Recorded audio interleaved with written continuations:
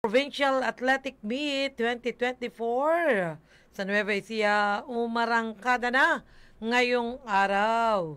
Ibabalita yan ng ating kasamang si Arya Lea. Arya Lea, pasok. Ayun, magandang tanghali kasama G at lalo-lalo sa mga nakabang sa ating Facebook Live streaming ngayong araw. Umarangkada na ang taunang pagbubukas ng Provincial Athletic Meet 2024 ngayong araw ng Biyernes, ika-6 ng Disyembre taong kasalukuyan. Sinimulan ang programa sa isang makulay na parada kasama ang mga atletang manlalaro at mga guro mula sa mahigit 25 distrito ng buong lalawigan ng Nueva Ecija, mula sa pampublikong paaralang elementarya at sekundarya at mga pribadong paaralan. Naging panauhing pandangal para ibigay ang Oath of Sportsmanship ni Catherine S. Obias, gold medalist para Games Athlete Palarong Pambansa 2024. Kasama rin si John Patricio, silver medalist Palarong Pambansa 2024 para sa Lighting of Torch. Nagbigay din ng inspirational messages si Honorable Aurelio M. Umali, ang Provincial Governor, at Honorable Emmanuel Antonio Umali, Vice Governor ng probinsya ng Nueva Ecija. Samantala na sa mahigit 100 atleta naman ang sasabak sa iba't ibang laro mula dito sa bayan ng Gimba. Pinangungunahan ito ng Sepa Takraw Team, Arnis at Athletics mula sa Galvan National High School, Starbright Montessori School, Table Tennis Elementary Grades, Our Lady of Sacred Heart College of Gimba Incorporated, Volleyball Girls Secondary, 8 Billiards Boys Secondary, Arnis, Taekwondo at Table Tennis, Elementary and High School. Gimba West District mula sa Pakak Elementary School, Volleyball Boys at iba pang laro mula naman sa San Andres National High School at Bartolome Sangalang National High School. Ngayong araw ay unang sumabak ang mga manlalaro din ng Para Games kung saan kalahok ang person with disabilities na mga estudyante mula sa iba't ibang distrito ng ating lalawigan.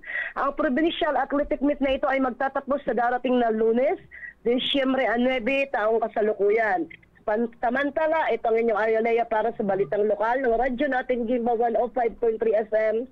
Tuloy-tuloy sa pagbabalita at serbisyo. Sama-sama tayo, Pilipino. Maraming salamat, Arya Lea. So ito bang Provincial Athletic Meet na to taon-taon ginagawa?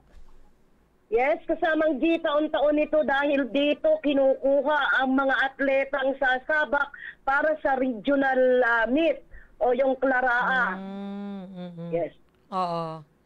So, ibig sabihin may mga tatanghalin diyang mga champion at yun yung ilalaban sa region, bukod pa sa national. Yes, yes.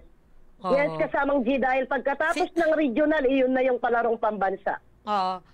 Ano yung inilalaban ng Starbright Montessori School? Ang Starbright, kasamang G, na nakapasok sila sa larong table tennis. Yung elementary grades nila. Lahat ng mga estudyante nila, gano'n? Kasali, No. puro table tennis? Yun, elementary grades lang yun, kasamang G, ang delegates ng Starbright. Puro, ayun nga, ang laro nila, yung paso, Table tennis lang po, table yes. tennis. Yung alls ko nga, ano? Yes. Yung alls ko, nakapasok sila ang volleyball teams, volleyball teams, boys and girls. Meron silang arnis, taekwondo at table tennis, boys and girls. Oo. May binanggit ka kanina yung Galvan. Galvan, Sepak Takraw, arnis, saka volleyball.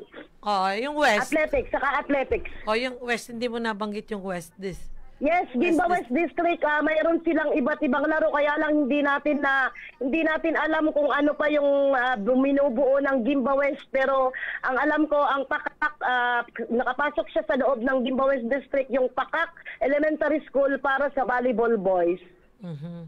Sige. Oo.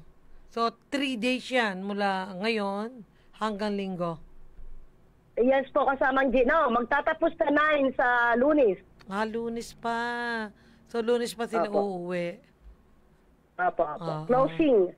Sige, good luck sa ating mga manlalaro. At alamin mo nga rin kung sino ang mga major sponsor ng mga mga manlalaro nating inilalaban sa mga ganyang mga events. Maraming salamat, Arya Lea.